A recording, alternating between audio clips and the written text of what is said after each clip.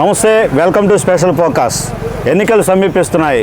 రాజధానిలో ఉద్యమం ఉధృతంగా రైతులకు సంబంధించి కొనసాగుతున్న పరిస్థితి. ఎన్ని ఆటిపోట్లు అడ్డంకులు వచ్చినప్పటికీ కూడా ఏదైతే ఉద్యమంలో వెనకడుగు వేయకుండా ముందుకెళ్తున్నటువంటి పరిస్థితులు ఉన్నాయి. ఈ నేపథ్యంలో రాష్ట్ర ప్రజలకు రాజధాని రైతులకు సంబంధించి ఏం చెబుతారనేటటువంటిది మనం తెలుసుకుందాం. మనతో ఉన్నారు రాజధాని ఏదైతే ఒక ఉద్యమకారిణి, అలాగే మహిళా రైతు గోవిందమ్మ గారు ఉన్నారు. మేడం, చెప్పండి, మీరు ప్రస్తుతం ఈ ఉద్యమంలోకి ప్రవేశించినటువంటి పరిస్థితులని ఒకసారి మీరు తలుచుకుంటే అప్పటి నుంచి ఇప్పటి వరకు కొనసాగిస్తున్నటువంటి తీరు ఎలా ఉంది? గతంలో భర్తలు వెళ్ళి వ్యవసాయం చేస్తే ఇంట్లో పిల్లల్ని, భర్తని, అత్తమామల్ని చూసుకునేటటువంటి మా యొక్క జీవన విధానం కొనసాగుతూ ఉండేది. అయితే ఎప్పుడైతే రాష్ట్ర విభజన జరిగిందో మనకంటూ రాష్ట్రానికి ఒక రాజధాని కావాలి అని చెప్పి గత ప్రభుత్వంలో వాళ్ళు ఇక్కడ రాజధాని ఏర్పాటు చేయాలని వాళ్ళు ఒక నిర్ణయం తీసుకొని దాన్ని అసెంబ్లీలో ప్రవేశపెట్టినప్పుడు ప్రతిపక్షాలుగా ఉన్నటువంటి వాళ్ళందరూ కూడా ఆమోదించారు. విజయవాడ టు గుంటూరు ప్రాంతం అయితే అనువుగా ఉంటుంది, మరి దానికి నిర్మాణానికి కనీసం 30,000 ఎకరాలు కూడా కావాలని ఇప్పుడు అధికారంలో ఉన్నటువంటి ముఖ్యమంత్రి గారే ఆ రోజున చెప్పడం కూడా జరిగింది. కాబట్టి అందరూ ప్రతిపక్షాల వాళ్ళందరూ కూడా ఆమోదిస్తే అక్కడ గత ప్రభుత్వంలో ఎవరైతే నారా చంద్రబాబు నాయుడు గారు ముఖ్యమంత్రిగా ఉన్నారో మరి విభజన తర్వాత చేతిలో చిల్లిగా అవ్వలేదు, కానీ ఏదో ఒక చేయాలన్నటువంటి తపన మన రాష్ట్రానికి వాళ్ళు విభజించి కూడా 10 ఏళ్ళు హైదరాబాద్ రాజధానిగా కొనసాగుతుంది అని చెప్పినా కూడా స్వశక్తిని నమ్ముకొని ఎలాగైనా ఒక ఢిల్లీని తలదన్నే రాజధానిని ఇక్కడ నిర్మించాలి, ఇక్కడ చాలామందికి ఉపాధి అవకాశాలు కల్పించాలని ఒక సంకల్పం తీసుకొని ఆయన ఇక్కడ రాజధాని అని చెప్పిన వెంటనే చాలామందికి ఆనందం వేసింది. కానీ ఎప్పుడైతే ఈ రాజధాని నిర్మాణానికి భూములు కావాలి అని చెప్పారో ఇంకా ఆ రోజున బాధ మొదలైంది. తరతరాలుగా తాతలు తండ్రులు సంపాదిస్తున్నటువంటి భూమి వారసత్వంగా వస్తుంది, మరి మా బిడ్డలకి ఇవ్వకుండా ఇలా రాష్ట్రానికి ఇవ్వమన్న ఏంటి? తర్వాత మా పరిస్థితి ఏంటంటే అప్పుడు ఇవ్వడానికి ముందు ఒప్పుకోలేదు.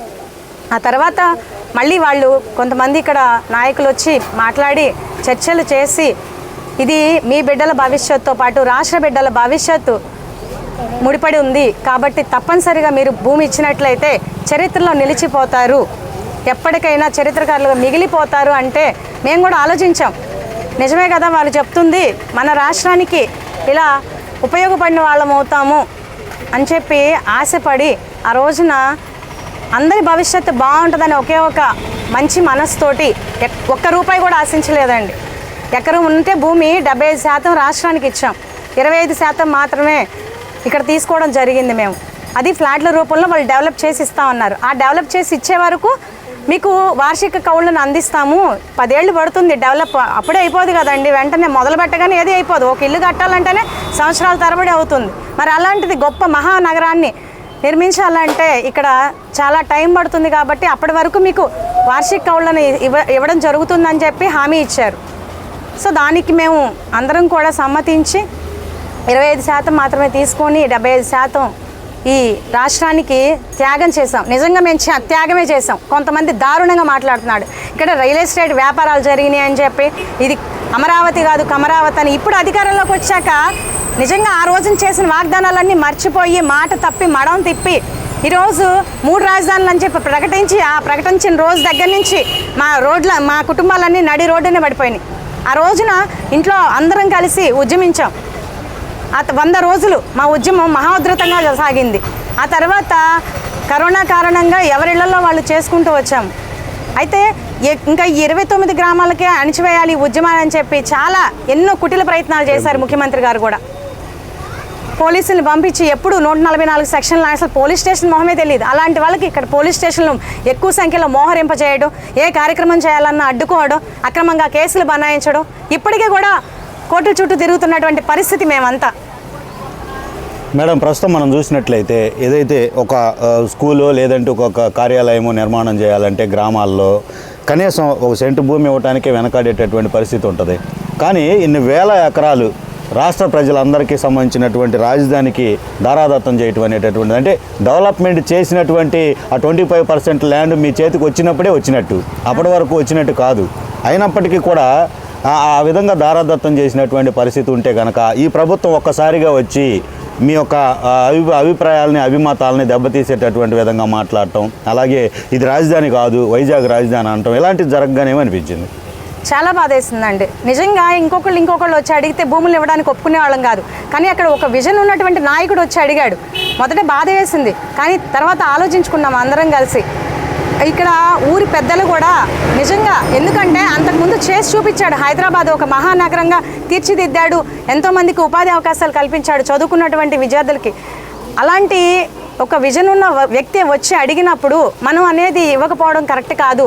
నిజంగా అన్ని రాష్ట్రాలకి రాజధానులు ఉన్నట్టు మరి మనకి ఉండాలి కదా, దానికి ఎవరో ఒకళ్ళు ఒప్పుకోవాల్సిందే ఎప్పటికైనా కానీ.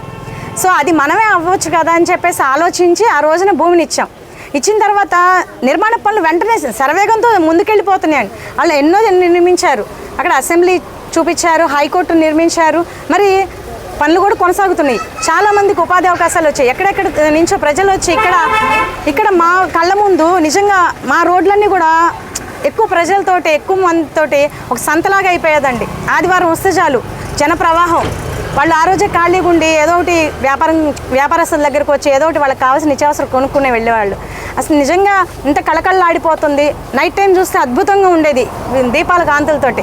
ఈయన వచ్చాడు, ఏమంటా వచ్చాడు, ఈ 3 రాజధానులు అంట మా గుండెల్లో గుణపాలు గుచ్చాడు. పోనీ 3 రాజధానుల్లో ఒకటన్నా అభివృద్ధి చేసి చూపిస్తాడా? అభివృద్ధి కొంతవరకు 70% 80% అయిపోయి ఉన్నాయి. మరి వాటినన్నా అనుసరించి మొత్తం ఇప్పుడు గత ప్రభుత్వం తీసుకున్న నిర్ణయాలను అనుసరించాలి ఈ ప్రభుత్వం, వచ్చిన ప్రభుత్వం. అది అనుసరించకపోగా అసలు పూర్తిగా ఎడారిలా వాళ్ళు ఏ నోటితో అయితే అన్నారు ఇది ఎడారి, కమరావతి, రియల్ ఎస్టేటు, వీళ్ళందరూ రైతులు కాదు పెయిడ్ ఆర్టిస్టులు, నిజంగా ఏదైతే అన్నారో అవన్నీ చేసి చూపించాలనుకున్నారు, ఎడారిలా మార్చేయాలనుకున్నారు. కనీసం మేము ఏదన్నా వచ్చి సమస్య తెలుసుకున్న వాళ్ళే లేరు. మరి భగవంతుడి మా మొర ఆలకించాలి అని చెప్పి మేము వెళ్ళి మొక్కుకుందామన్నా కూడా అడుగడుగున అడ్డుకున్నటువంటి పరిస్థితి. లాఠీ చార్జ్ చేయడం, నిజంగా మహిళలను కూడా చూడడం ఎంత అసభ్యంగా మాట్లాడి మామూలుగా పోస్టులు పెట్టడం కానీ, ఇప్పుడు సోషల్ మీడియా వేదిక అయిపోయిందండి. ప్రతి ఒక్కరికి కూడా ఇష్టం వచ్చినట్టుగా ఉంది కదా అని చెప్పేసి పోస్టులు పెట్టడం, అవమానించడం. రైతులని కూడా లేదు. మరి రైతే వెన్నెముక అంటారు, రైతే దేశానికి ఎంతో ఉపయోగపడతాడు అంటాడు, మేలు చేస్తారంటారు. ఇవన్నీ చెప్పుకోవడం వరకే, కానీ ఆచరణలోకి వచ్చేసరికి అదే రైతుని నట్టేట ముంచాలని చెప్పి, రైతు వెన్నెముకని విరిచేయాలని చెప్పి ఈ ప్రభుత్వం చూస్తుంది. అంటే మేడం, ప్రస్తుతం ఏదైతే ఉద్యమం అనేటటువంటిది చూస్తే ప్రజా సంఘాలు లేదంటే కనుక ఏదో ఒక సమీకరణ కుల సంఘాలు నిర్వహించేటటువంటి పరిస్థితి మనం స్పష్టంగా గతంలో చూసిన పరిస్థితులు ఉన్నాయి. ఏదైనా ఒక అంశాన్ని ప్రభుత్వంతో ఢీకొనాలంటే రాజధాని అంశం అనగానే ముఖ్యంగా మహిళల పాత్ర ఎక్కువగా ఉంటుంది. మహిళలు ఏదైతే ఈ ఉద్యమాన్ని ఏదైతే ధైర్యంగా ముందుకు నడిపిస్తున్నారు అనేటటువంటిది, అది ఎలా వచ్చింది, ఆ ధైర్యం ఎలా వచ్చింది? ఎందుకంటే అప్పటి వరకు ఈ యొక్క రాజధాని ఉద్యమం స్టార్ట్ అయ్యే వరకు కూడా ఈ ప్రాంతంలో మహిళలకు సంబంధించి ఏ యాజిటేషన్స్లో ఉద్యమాల్లో పాల్గొన్నటువంటి ఒక ఎక్స్పీరియన్స్ అనేటటువంటిది లేదు, ఆ ధైర్యం అనేటటువంటిది లేదు. ఎలా కలిగింది? మీ మనసులో ఎలాంటి బాధ ఈ ఉద్యమానికి దారితీసింది? ఎప్పుడు బయటికి రాలేదు, కుటుంబ బాధ్యతల వరకే మేము నెరవేర్చుకుంటూ ముందుకు వెళ్తుంది మా యొక్క జీవన విధానం. మరి అలాంటి సమయంలో ఇప్పుడు ప్రభుత్వానికి భూములు ఇచ్చి ఇప్పుడు మన పిల్లలు వారసులు అవుతారు, మన పిల్లల భవిష్యత్తుతో పాటు అందరి భవిష్యత్తు బాగుంటుందని ఆ రోజున ఇచ్చాం. మరి ఇప్పుడు చూస్తే 3 రాజధానులు అంటున్నాడని చెప్పి మా రైతులు ఎంతో ఆవేదనతో ఆ రోజున ఎప్పుడైతే ఆయన నిర్ణయం తీసుకున్నారో వెంటనే రోడ్డు ఎక్కేశారండి. కానీ మొండివాడు రాజు కంటే బలవంతుడు అన్న చందాన ఈయన ఏదైనా చేస్తాడు. ఈయన కేవలం ఇప్పుడు 6 నెలలు చూశారు, కనీసం అభివృద్ధి పనులు ఎక్కడైనా మొదలు పెడతాడని. అది లేకపోగా 6 నెలలు ఈ నిర్ణయం తీసుకునేసరికి ఈయన చేయకపోగా మనల్ని ఏదో సర్వనాశనం చేయాలని చెప్పి పూనుకున్నాడు. కాబట్టి మన కుటుంబాలు మొత్తం కథలు రావాల్సిందని ఎప్పుడైతే పిలుపునిచ్చారో వచ్చాము, రోడ్ల మీద కూర్చున్నాం, మా యొక్క హక్కుల కోసం మేము పోరాడుతున్నాం. కానీ అది ఆ రోజు ఉద్యమం అని కానీ లేకపోతే మేము ఇన్నాళ్ళు చేయాలని కూడా మేము అనుకోలేదు, ఇన్నాళ్ళు చేయాల్సి వస్తుందని కూడా ఎక్కడ కలగలేదు. కాకపోతే బాధతో ఆవేదనతో వచ్చాం, మాకంటూ న్యాయం చేయండి అని చెప్పి వేడుకోవడం జరిగింది. అయినా ఏ ఒక్క స్థానిక ఎమ్మెల్యేలు కానీ ఇక్కడ ఉన్నటువంటి పెద్దలు కానీ ఎవరూ వచ్చి మా యొక్క బాధను విన్నదే లేదు. ఎందుకంటే సమస్య తీసుకొచ్చిందే ప్రభుత్వం. మధ్యలో వస్తే వీళ్ళు హామీలు ఇస్తే ఆయన ఏమవుతాడు, మళ్ళీ వచ్చే ఎన్నికల్లో కానివ్వండి మనకి ఇవ్వాల్సినటువంటి పదవులు వాళ్ళు ఇవ్వరు అన్న భయం వీళ్ళది. సో వీళ్ళు రాలేరు, ఆయనకి చెప్పలేరు. ఎందుకంటే పెద్ద మూర్ఖుడు కాబట్టి, ఎవరు చెప్పినా వినడు కాబట్టి. ఎందుకంటే అర్థమవుతుంది. లేకపోతే ఇన్నాళ్ళుగా ఇంతమంది మహిళలు రోడ్డు మీద కూర్చొని ఇన్ని రకాలుగా ఆవేదనతో ఉంటే కనీసం ఒక్కసారైనా చర్చలకు రావాలని తెలియదా? ఆ రోజు భూములు ఇచ్చేటప్పుడు చర్చలకు ఎలా వచ్చారు? మేమేమి ఇవ్వలేదు కదా, వెళ్ళి గవర్నమెంట్కి ఇవ్వలేదు కదా, ప్రభుత్వం మా దగ్గరకు వచ్చింది. మరి ఈ రాజధాని ఇప్పుడు నిర్ణయం తీసుకునేటప్పుడు కూడా ప్రభుత్వం మా దగ్గరకు వచ్చి మరి ఈ రోజున ఇలాంటి నిర్ణయం నేను తీసుకోవాల్సి వచ్చిందని మరి మా ముఖ చెప్పలేకపోయారా, మరి ఆ రోజునే చెప్పలేకపోయారా, లేకపోతే అసెంబ్లీలో అప్పుడే మేము అసలు భూములు ఇచ్చేవాళ్ళం కాదు కదా. ఎందుకంటే ఒకళ్ళు ఒప్పుకుంటారు, ఒకళ్ళు ఒప్పుకోవట్లేదు. ఈ గవర్నమెంట్ ఎప్పుడు ఉంటుందని మాకు ఎవరు అనుకోరు కదా. గవర్నమెంట్ మారుతుంది, మరి అతను ఏమంటాడు, ఇప్పుడే ఒప్పుకోడాడు, అప్పుడే ఎందుకు ఒప్పుకుంటాడు, ఒప్పుకోడు కదా. సో ఏం చేస్తాడో అన్న ఆవేదనతో మేము కూడా ఆ రోజున భూములు ఇవ్వకుండా ఉండేవాళ్ళం కదా. ఒక నమ్మకం, ప్రతి ఒక్కరి మీద ఒక నమ్మకం అనేది ఉంటుంది. ఆ నమ్మకం మీద దెబ్బతీశాడు ఈ రోజున జగన్మోహన్ రెడ్డి.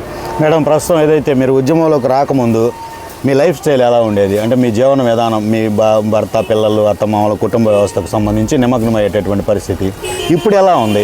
మార్నింగ్ లేవగానే ఉద్యమానికి రావాలి, శిబిరంలో కూర్చోవాలి, ఈరోజు ఎలాంటి స్టేట్మెంట్స్ వస్తుందో గవర్నమెంట్ నుంచి, ఈరోజు పోలీసుల నుంచి ఎలాంటి నోటీసులు వస్తాయో, లేదంటే శిబిరం దగ్గర ఆ ఆందోళనలు అడవుళ్ళు ఎట్లా ఉంటాయి, ఈ టైప్ ఆఫ్ గతంతో పోల్చుకుంటే గతంలో ఎలా ఉండేది, ఇప్పుడు ఎలా ఉంది రాష్ట్ర ప్రజలకు తెలిసేలాగా? మాకు వ్యవసాయమేనండి ఆధారం.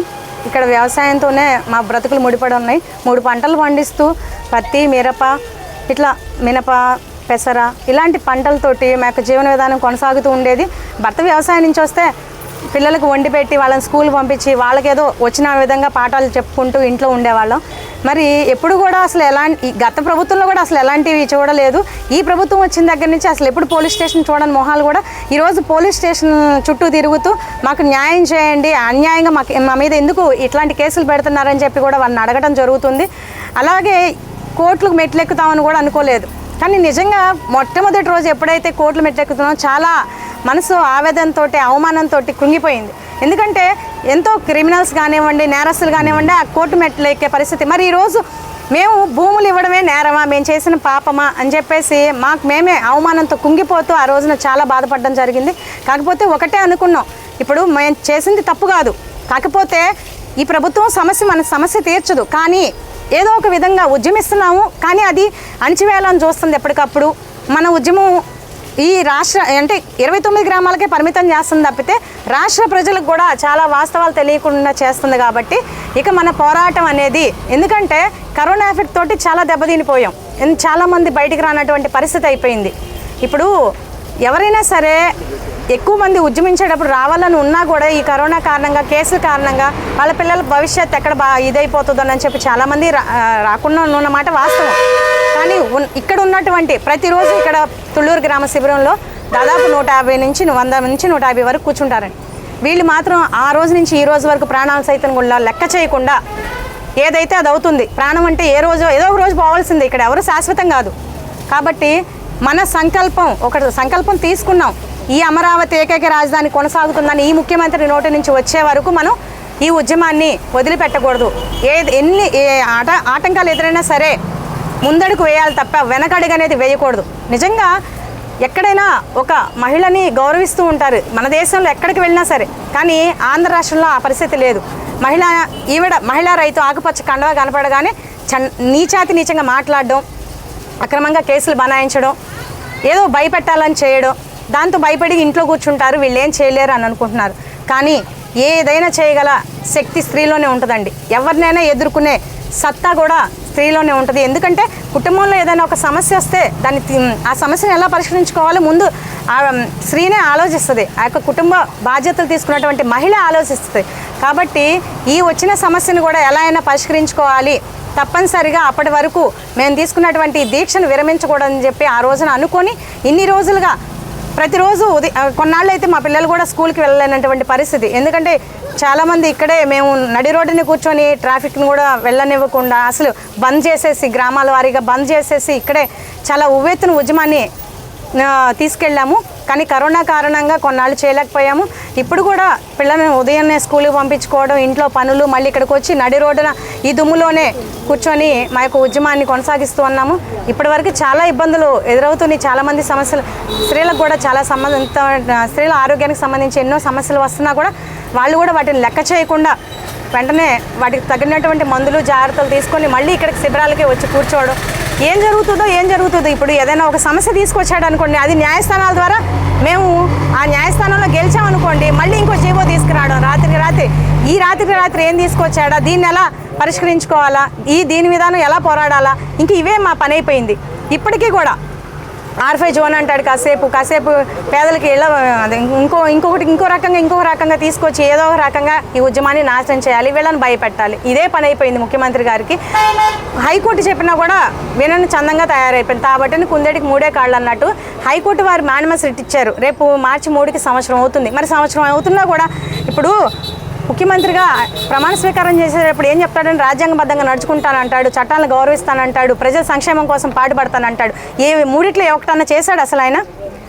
రాజ్యాంగబద్ధంగా నడుచుకుంటున్నాడా? చట్టాలను గౌరవిస్తున్నాడా? మరి ఆ రోజున చెప్పారు కనీసం జంగిల్ క్లీన్ అన్నా చేయాలి కదా, అసలు అదేం లేదు. అసలు మాస్టర్ ప్లాన్ని మీరు సవరించడానికి వీలు లేదు అని చెప్పినా కూడా కోర్టు వారు ఆ మాస్టర్ ప్లాన్ని నాశనం చేయాలని కూర్చుంటాడు. ఫ్లాట్లు రద్దు అంటాడు కాసేపు. భూసేకరణని వెనక్కి అసలు అది లేదు, రద్దు చేస్తున్నాము, వాళ్ళ అంటే ఎవరైతే భూములు ఇవ్వలేదో రాజధాని నిర్మాణం కోసం వాళ్ళ భూములు వాళ్ళు వెనక్కి తీసుకుంటామంటారు. గత ప్రభుత్వం ఆల్రెడీ తీసేసుకుంది నిర్ణయం.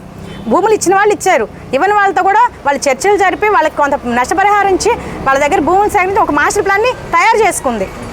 దాన్ని బట్టి ఫాలో అవ్వాలి కదా. ఆ మాస్టర్ ప్లాన్ని అలాగైనా చెడగొట్టి దిగే లోపు ఇప్పుడు ఒక ఛాన్స్ అని అడిగాడు, ఒక ఛాన్స్ అని చెప్పి అతనికి కూడా అర్థమైపోయింది. ఈరోజు రాష్ట్రం అంతా వ్యతిరేకత అయిపోయింది అతనికి. ఇప్పుడు ఒక రైతులే కాదు నష్టపోయింది, చాలామంది నష్టపోయారు. శ్రామికుల దగ్గర నుంచి విద్యావంతులు, ఉద్యోగస్తులు, ఆశా వర్కర్లు, అంగన్వాడీ కార్యకర్తలు ఎంతమంది ఉంటే అంతమందిని నడి రోడ్డు నుంచోబెట్టాడు. ఎవ్వరూ లేదు ఆయనకి. మళ్ళీ గెలిపించుకోవాలన్న ఆశ కూడా రాష్ట్ర ప్రజల్లో లేదు. అంత వ్యతిరేకత వచ్చేసింది. గతంలో ఏదైతే శ్రీదేవి గారి రూపంలో ఏదైతే వైసీపీకి సంబంధించినటువంటి ఒక ప్రతినిధిని ఇక్కడ నిల్చోబెడితే ఆమెను గెలిపించారు రాజధాని వాసులు ఈ నియోజకవర్గానికి సంబంధించి. మళ్ళీ సుచరిత గారిని తీసుకురావడం జరిగింది. ఈసారి ప్రభుత్వానికి గుణపాఠం వచ్చేలాగా ఎలా మీరు ముందుకెళ్ళబోతున్నారు? గతంలో శ్రీదేవి గారిని ఇక్కడ గెలిపించుకున్న మాట వాస్తవం. ఇక్కడ ఆవిడ గెలిచిన తర్వాత ఒక స్థానిక ఎమ్మెల్యే అయ్యి ఉండి మహిళలకి నిజంగా మరి దేవుడు అమ్మవారి దగ్గరికి వెళ్తుంటే ఆ రకంగా లాఠీచార్జ్ జరిగి మహిళలు అన్ని రకాలుగా ఇబ్బందులు పడతాయి. ఎంతోమంది దాడులకు గురయ్యి రక్తస్రావాలు జరిగి ఒక ఆవిడైతే చనిపోయినటువంటి పరిస్థితి. మరి అలాంటి పరిస్థితిలో ఉన్నా కూడా ఆవిడ ఎప్పుడు మా కళ్ళ ముందే వెళ్తున్నా కూడా కనీసం అసలు మా వైపు తిరిగి చూడడానికి ఇష్టపడలేదు ఆమె. నిజంగా అదే పని ఆ రోజున చేస్తుంటే మేము ఆవిడకి ఎంత గౌరవించేవాళ్ళం. కానీ తర్వాత వాళ్ళ స్వార్థం కోసం వాళ్ళు ఏదో ఇవ్వట్లేదని చెప్పి ఇక రాజకీయ సంబంధించి ఎన్నో ఉంటాయిలేండి, వాళ్ళకి మధ్య మేము మాట్లాడాల్సిన అవసరం కూడా మాకు లేదు. ఈసారి ఈవిడ వచ్చింది వైసీపీ తరఫున సుచరిత గారు అని చెప్పేసి. నిజంగా ఆవిడ అంతకుముందు హోమ్ మినిస్టరే, ఆవిడ మా దగ్గరికి రావాల్సినటువంటి పరిస్థితి. ఎందుకంటే మహిళలే ఏదైనా కానీ సానుభూతి తెలియచేసుకుంటే ఇంకెవరు చేస్తారు చెప్పండి. కాబట్టి ఆ రోజున ఆవిడ కూడా దగ్గరకు వచ్చి చేసిందే లేదు. ఎంతోమంది మహిళలు కూడా వచ్చి మా దగ్గర మా సమస్యలు విన్నారే తప్ప ఎవరు మాకు న్యాయం చేసింది లేదు. కాబట్టి మేము ఇక్కడ ఉన్న వాళ్ళే కాదు రాష్ట్ర ప్రజలకు కూడా మేము చెప్పేది ఏంటంటే, ఎవరైతే మన అభివృద్ధికి పాటుపడతారో, మన బిడ్డల తరతరాల వారికి ఉపాధి అవకాశాలు ఎవరైతే కల్పిస్తారో వారినే మనం ఎన్నుకోవాలి. ఇలాంటి నీచ రాజకీయస్తులకు కూడా, ఎందుకంటే ఊసరవెల్లి లాంటి వాళ్ళు ఇప్పుడు వాళ్ళకి ఏదో లాభం కావాలని చెప్పేసి ఈ పార్టీ కాదని ఇంకో పార్టీ కాదని అట్లా దూకుతూ ఉంటారనమాట. ఎన్నికల సమయంలో వాళ్ళకి ఎక్కడైతే లాభపడతారో అక్కడికి వెళ్ళిపోతూ ఉంటారు. కాబట్టి మేము వాళ్ళని అనుసరించకుండా వాళ్ళకి బుద్ధి వచ్చేలాగా ఎవరైతే మన అభివృద్ధి కోసం పాటుపడతారో అలాంటి నాయకుడిని మళ్ళీ ఎన్నుకోవాలని చెప్పి ప్రజలందరినీ కోరుకుంటున్నాము. ఈ సంక్షేమ పథకాలు ఆశ చూపిస్తారు. ఇప్పుడు మొన్నటి దాకా ఇవ్వలేదు సంక్షేమ పథకాలు, కొంతమందికి అందినాయి, కొంతమందికి అందలేదు, పూర్తిగా అందింది లేదు. ఈ 4 ఏళ్లలో ఎన్నో అవినీతి పనులు చేస్తున్నారు, ప్రశ్నించే వాళ్ళని దాడులు చేస్తున్నారు, చంపడానికి కూడా వెనుకాడట్లేదు. చివరికి డాక్టర్ సుధాకర్ గారి పరిస్థితి ఏమైందండి, ఎంత దారుణంగా చేశారు. ఇలా వాళ్ళ యొక్క బలాన్ని చూపించాలనుకుంటున్నారు. అధికారం ఉంది కదా అని చెప్పి అధికార బలం కూడా కాదు, అధికార మదం చూపిస్తున్నారు ఈరోజు. కాబట్టి ఇప్పుడు ఒకళ్ళు భయపడొచ్చాము, మీరు ఎంత అణిచివేయాలనుకున్నా ఒక గొంతుని మోగపోవడం చేయొచ్చేమో, కానీ అనేకమైన గొంతులు లెగుస్తాయి. ఒక్క గొంతును మీరు అణిచివేయాలనుకుంటే 1000 గొంతులు లెగుస్తాయి అనేది గుర్తుపెట్టుకోండి. ఎప్పటికైనా కూడా వాళ్ళు కామ్గా ఉండొచ్చు, బయటికి రాకపోవచ్చు, ఎందుకంటే మీరు చేసే అన్యాయాలు అలా ఉన్నాయి కాబట్టి భయపడవచ్చు. కానీ రేపు ఓటు అనే ఆయుధం ఉంది వాళ్ళ దగ్గర. ఆ ఓటుతోనే మీకు వేటు వేయడం ఖాయం, మిమ్మల్ని ఇంటికి పంపించడం ఖాయం. అంటే వైనాట్ 175 అనేటటువంటి దాన్ని మీరు ఎలా భావిస్తారు? వైనాట్ 175 ఇంకా ఏ రకంగా అడుగుతారు? ఏం చేశారని ఈ రాష్ట్రానికి ఆ రకంగా ఫీల్ అవుతున్నారు వాళ్ళు చెప్పండి. ఎక్కడన్నా ఇది చేసాం, వీళ్ళకి ఉపయోగాలు చేసాం, ఇక్కడ అభివృద్ధి చేసాం అని చూపించారు ఎక్కడన్నా కూడా? ఏం లేదే. ఎంతసేపటికి ఏదో ఫ్లోటింగ్ బ్రిడ్జ్లు అని చెప్పేసి అవి కట్టుకోవడం, అవి తెల్లారికి కూలిపోవడం, ఇలాంటివి జరుగుతున్నాయి తప్పితే ఏదైనా ఒక పరిశ్రమను తీసుకొచ్చారా? ఉన్న పరిశ్రమలో వెనక్కి పంపించారు తప్పితే ఎక్కడైనా ఒక పరిశ్రమను తీసుకొచ్చాం, ఇదిగో ఈ కంపెనీని తీసుకొచ్చాం, దీనివల్ల ఇంతమంది లాభపడ్డారు, ఇంతమంది లాభపడ్డారు, వీళ్ళ కుటుంబాలు సంతోషంగా ఉన్నాయని ఎక్కడైనా చూపించగలిగారా? అరే రైతులు ఈ రకంగా అన్యాయంగా ఇదైపోతున్నారు. ఎవరికి కూడా రైతు అనేవాడు ఈరోజు సుఖంగా లేడు. రైతుకి ఇవ్వాల్సినటువంటి నష్టపరిహారం కూడా ఇవ్వలేకపోతున్నందుకు గవర్నమెంట్ సిగ్గుపడాలండి నిజంగా. మేడం, తాజాగా చూసుకుంటే ఏదైతే 5,000 రూపాయలకి రాజధానిలో ఉన్నటువంటి పెన్షన్లు పెంచుతున్నాం అనేటటువంటి ప్రకటన ఓట్లకు ఏదైనా కానీ స్పందించే పరిస్థితి ఉంటుందంటారు, లేదంటే ఈ ప్రభుత్వాన్ని నమ్మే పరిస్థితి లేదంటారు? ఈ ప్రభుత్వాన్ని మాత్రం నమ్మే పరిస్థితి అస్సలు ఏ మాత్రం కూడా లేదండి. మొట్టమొదటి చూశారు, ఒక ఛాన్స్ అన్నారు. ఏమోలే 70 ఏళ్ళ బాబు గారే ఆ రకంగా చేసి చూపించాడు, మరి 40 ఏళ్ళు ఉన్నాయి నవయువకుడు వచ్చి ఏదో చేస్తానంటున్నాడు కదా, తండ్రికి తగ్గ తనయుడేమో నిజంగా అలానే పరిపాలిస్తాడేమో అని చెప్పి ఒక ఆశపడి ఈ రాష్ట్ర ప్రజలందరూ ఒక ఛాన్స్ ఇచ్చినందుకు బుద్ధొచ్చేలా చేశాడు. నిజంగా అసలు ఎవరు ఏ ముఖ్యమంత్రి కూడా చేయకూడనటువంటి పనులు ఈరోజు ఆయన చేస్తున్నాడు. గత ప్రభుత్వంలో ఎప్పుడు చూడలేదు, ఇక ముందు కూడా చూడాలనుకోవటం లేదు. నిజంగా ఎంత బాధగా ఉంటుందంటే ఈయన తీసుకునే నిర్ణయాలకి, ఈయన తీసుకునే పనులకి ఏ రోజైనా ప్రజల మధ్యకి అసలు తలెత్తుకుని రాగలిగాడండి ఇంతవరకు? ఎందుకు ఆ రకంగా రావడం? పరదాలు కట్టుకొని రావాల్సిన అవసరం ఏంటి ఒక ముఖ్యమంత్రి హోదాలో ఉండి మీకు? అరే 3 కిలోమీటర్లకి మీరు ఫ్లైట్లకి రావాల్సిన అవసరం ఏంటి? దర్జాగా ప్రజల మధ్యన పూల స్వాగతాలు పలుకుంటూ రావాల్సినటువంటి ఒక ముఖ్యమంత్రి ఈ రోజున ఆ రకంగా వస్తున్నాడంటే ఎంత సిగ్గుచేటండి, ఎంత షేమ్గా ఉంటుంది. ఆయనైనా ఆలోచించుకోవాలి కదా. అది నేను ఇలాంటి పరిపాలన నేను అందిస్తుంది ప్రజలకు అని చెప్పి ఒకసారి కూడా ఆలోచన చేయరా? ఆ సలహాదారులు ఏం సలహాదారులు అండి అసలు? ఏమన్నా కొంచెం అన్నా అదే సలహాలు ఇచ్చేదంటే విధానం ఏదైనా రాష్ట్రానికి మంచి చేయాలనుకుంటారా, లేకపోతే అడ్డొచ్చిన వాడల్లా తెగ నరుక్కుంటూ పోవాలనుకుంటారా? ఇదేనా ముఖ్యమంత్రి పరిపాలన? ఇదేనా రాష్ట్రానికి మీరు ఇచ్చేటటువంటి అభివృద్ధి?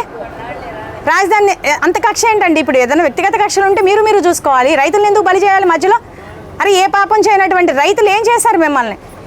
ఈరోజు రాజధానికి భూములు ఇవ్వడమే మేము చేసినటువంటి పాపం, నేరం. నిర్మాణ పనులు అసలు కనీసం కొంచెమైనా మొదలు పెట్టకపోగా ఎక్కడికక్కడే సమాధి చేసేసేయాలి, ఎక్కడికక్కడే నిర్వీర్యం చేసేయాలి, ఎక్కడికక్కడే ఇంకా రోడ్డు తవ్వుకుపోవటం, ఇష్టం వచ్చినట్టుగా ఇక్కడ ఉన్నాయన్నీ తీసుకెళ్ళిపోవటం, తరలించుకుపోవటం, అమ్ముకోవడం ఎంత దారుణంగా చేస్తున్నారంటే ఒక రౌడీ పరిపాలన ఉంది కానీ ఒక ముఖ్యమంత్రి పరిపాలన అయితే కాదు. ఒక నియంత పరిపాలననే చూస్తున్నాము. నిజంగా ఇలాంటి పరిపాలన ఇంకా ముందు ఎవరు కూడా అసలు ఇలాంటి వ్యక్తిని ఎన్నుకోకూడదని చెప్పి రాష్ట్ర ప్రజలందరికీ తెలియజేస్తున్నాం. మేడం, ప్రస్తుతం ఏదైతే రాజధాని ఇక్కడే కొనసాగుతున్నటువంటి పరిస్థితుల్లో, అసెంబ్లీ జరుగుతున్నటువంటి పరిస్థితుల్లో ఈరోజు ఏదో ఒక స్పెషల్ ప్రకటన చేయబోతుంది ప్రభుత్వం అని చెప్పి రాష్ట్ర వ్యాప్తంగా కూడా ప్రజలు ఆసక్తిగా చూసిన పరిస్థితుల్లో 3 రాజధానులు అమరావతి రాజధాని కాదు అనేటటువంటి ఒక ప్రకటన వినగానే రాజధాని బిడ్డగా, రాజధాని రైతు కుటుంబానికి సంబంధించినటువంటి ఒక మహిళగా మీరు ఎలా బాధపడ్డారు? ఆ రాత్రికి నిద్రైనా పట్టిందా? అసలు ఎలా బాధపడ్డారు? ఆ రాత్రే కాదండి, ఇప్పటి వరకు కూడా సరిగా నిద్రపోయిన పాపాన్ని లేదు. కంటి నిండా నిద్ర లేదు, కడుపు నిండా తిండి లేదు. ఏం చేస్తాడా అనే భయం.